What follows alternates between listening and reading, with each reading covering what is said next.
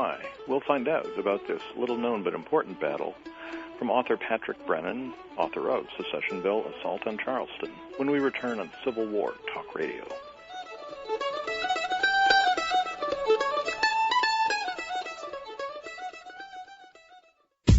How much time each day do you spend managing your personal or business calendar? 15 minutes, a half an hour, maybe more. Is the conference room available for next week's meeting? And how many people do you have to ask to find out? Have you ever misplaced or, worse yet, lost your day planner or handheld device?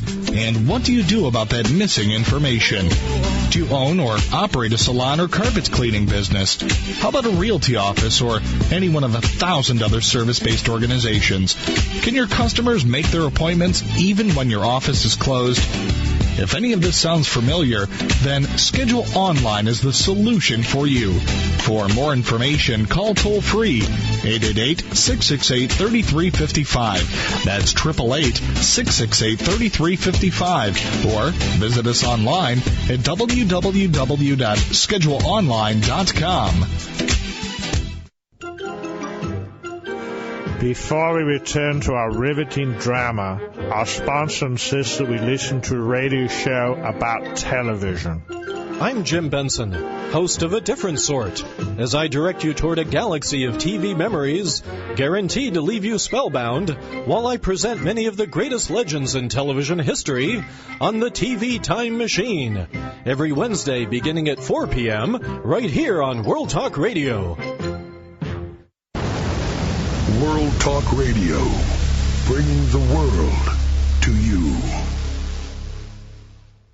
To reach a show host or guest during the live show, dial toll-free in North America 866-613-1612. Or if outside the USA and Canada, dial 001-858-268-3068. Welcome back to Civil War Talk Radio. I'm Jerry Prokopowicz, and my guest today is Patrick Brennan, Civil War author, and particularly of the book Secessionville, Assault on Charleston. And true to my promise, we will get to that battle. I'm trying to remember, I got a copy of this book when it came out, mid-1990s. I believe my mother sent it to me because I was working on my manuscript that would become the book on the Army of the Ohio. Mm-hmm. And she was trying to encourage me to get it printed and quit goofing around. And she sent me this book with a clipping from the Chicago Tribune saying, look, this guy has a full-time job as a musician, and then he's got a book out. So I didn't like you from that day, I have to say. But I did get the fire under me and finally got All for the Regiment out. Well, I'm glad I could help. It did help, and I did. But I read the book and enjoyed it, and I had the opportunity to go on as a lecturer on a cruise, which is a great gig if you can get it, on a Civil War cruise along the Atlantic coast. And there we approached the outskirts of Charleston from the ocean side. And since we were doing that, I took the book along and read it and used the maps. And I have to say, Secessionville is one complex piece of terrain. Very much so. Give us some background on what was this campaign about? When did it happen? Just start from the beginning and tell us a little bit about it. Well, it happened. I mean, the germs of it were, right after Bull Run, when they were trying to decide, when the Navy was trying to decide whether they were going to get a deep water port to support the blockading squadron. And they had picked 3 or 4 places and settled on Port Royal. And so and they knew that they would need an army to support, they couldn't just come in and, bomb the Confederates away from there and not have some kind of infantry support. So they put together an army, and it's about 12,000 men.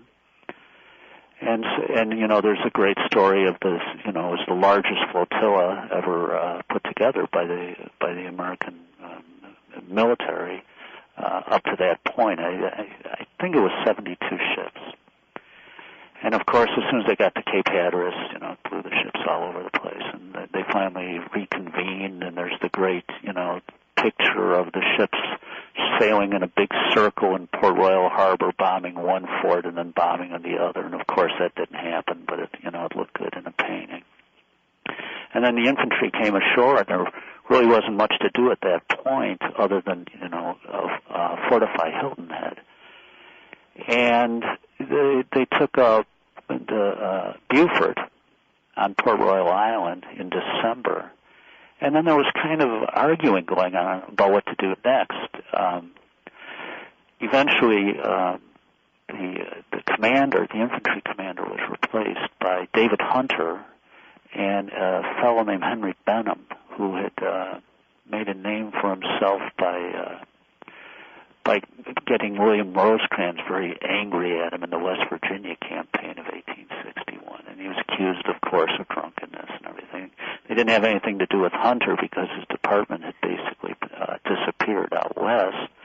So they sent them down there to replace this Thomas Sherman. Just as Quincy Gilmore had devised a way to reduce Fort Pulaski. So this is April of 62. And, of course, Gilmore was very successful with that, and Hunter and Benham had showed up just a few weeks before that, and, of course, claimed, all the credit for it. So they've closed the Savannah River, and they come back to Hilton Head, and they're like, well, what are we going to do next? Well, Hunter had made the remark that he wasn't going to rest until the Stars and Stripes flew over Sumter. So, of course, the next big target in the theater was Charleston. And that's what prompted the Secessionville campaign. Now, there was a very, very good general there who had come down with the initial infantry force named Isaac Stevens, who eventually dies at Chantilly. Anyone who's gone to see the Kearny Monument at Chantilly in that little 2-acre park there in the middle of the mall, they see Kearny, and then underneath they say Stevens. Stevens was actually, I think he was commanding the 9th Corps when he was killed there. And he had an idea of going inland much closer to Hilton Head and then following the railroad north and taking Charleston from that way. But Benham, who was described as, an impertinent ass, they had all kinds of different names for this guy. He wanted to do it his way, and his concept was to march an army across some of the barrier islands and then land an army and land the other half of the army on the Stono at a place called Battery Island, march across the island, take Fort Johnson, which would command Charleston, and then that would render Charleston untenable. It would cut off the harbor. It would cut off Fort Sumter. And that's basically what the Secessionville campaign was. They landed at Battery Island on June 1st. Of course, there was a huge rainstorm, as there usually is in South Carolina that time of the year. It slowed down the other half of the army that was marching across some of the barrier islands. So the brigades that had landed couldn't do anything at first. Meanwhile, the Confederates had all kinds of command problems. John Pemberton was down there, and no one trusted him because he was from Pennsylvania. And they had, because there had been Shiloh and because of 7 days, that was considered something of a backwater anyway, so a lot of troops were being stripped from there. So by the time the Federals got it together, they severely outnumbered the Confederates on the island, and the attack was made by about 6,000 troops against probably about 1,500 Confederates. But the Confederates had built up a huge ring of forts and trenches across the entire island. And typical of those barrier islands, there's all kinds of inlets, and there's they don't want you to call them swamps or marshes because they're fresh water. And the tides would come in and the tides would go out. And when the tides would go out, the marshes would be what they called pluff mud. If you stuck your foot in it, your shoe would stay in there. You couldn't get your shoe out. Your foot would come out. Your shoe would stay. It's very sticky. And of course, you're there in early June. There's mosquitoes. There's fleas. There's all kinds of marsh diseases that are associated with that sort of thing. And the Confederates barely have to defend the island. Nature is pretty much... Yes, exactly. There were a lot of guys got very sick while they were And the Confederates, of course, were used to being there, so they were kind of immune to that sort of thing. And it just so happened that with the reconnaissance that Benham had done was so bad, was that they ended up attacking the fort, which was at Secessionville, which was basically on the squeeze point of a peninsula. And that even if he had taken the fort, he would have basically only taken a peninsula that had a footbridge that went farther north onto the greater part of James Island. He had no idea that his flanks were being forced in by the marshes on both sides. So he's going onto a peninsula. He's marching into a trap. Yeah, exactly. And the only way off is back the way he came. Exactly. Over this single footbridge. And of course, he wasn't allowed to make this attack either. Hunter's wife had shown up, and so Hunter left and went back down to Hilton. Had to have a big party on board Samuel Francis DuPont's flagship, and so Benham was there, and he used kind of some nebulous language in his command to, look to the security of his camps. And the Confederates had an 8-inch Columbia at what they called the Tower Battery, which eventually became, Fort Lamar, which was the fort that the Federals attacked. And the Columbiad could reach the outer edges of the Federal camps, which were about a mile to the west. And Colonel Thomas Lamar, was a very aggressive man. He didn't like the idea that, the Yankees were on his island. And Pemberton had to keep sending him notes, quit being so aggressive, save your gunpowder. But Lamar was always getting into these scraps with the Federal artillery. And he had 4 other pieces. There were 2 18-pounders, 2 24-pounders. I'm fairly sure of that. There might have been one less piece. I'm not exactly sure of how many pieces were in the fort at the time. But the fort was only about 125 yards. The face of it was about 125 yards. It was built, it looked like an M. The 2 wings of the M lined the marshes, and then the angle of the M tended to force anyone who was attacking it towards the middle, right into the mouth of the Columbia. So it was a very, very strong piece of defensive work at a very, very strong piece of terrain. And the size of the force attacking it, just a few regiments.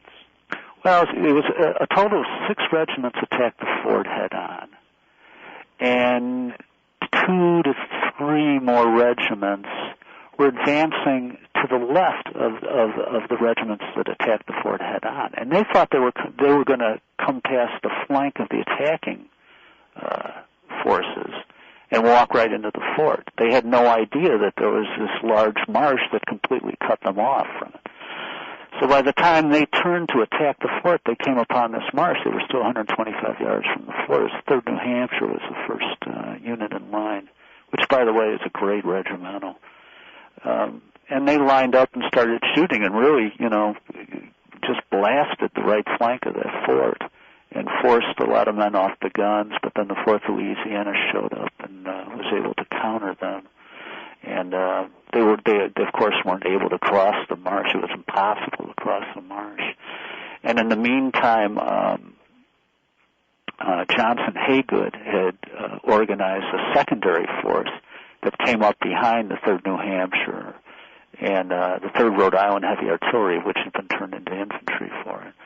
And the 3rd Rhode Island turned and attacked Haygood, and Haygood stopped them, and then they brought in a bunch of artillery to bear in the 3rd New Hampshire and ripped them up pretty quickly.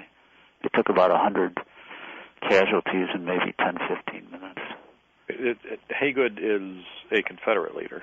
Yes, Johnson Haygood. He eventually became a brigadier in the Army of Northern Virginia. They called it Haygood's Brigade. There's something very interesting in South Carolina at the beginning of the war. Everyone wanted to be the first South Carolina. Right. So they would say the first South Carolina Haygoods.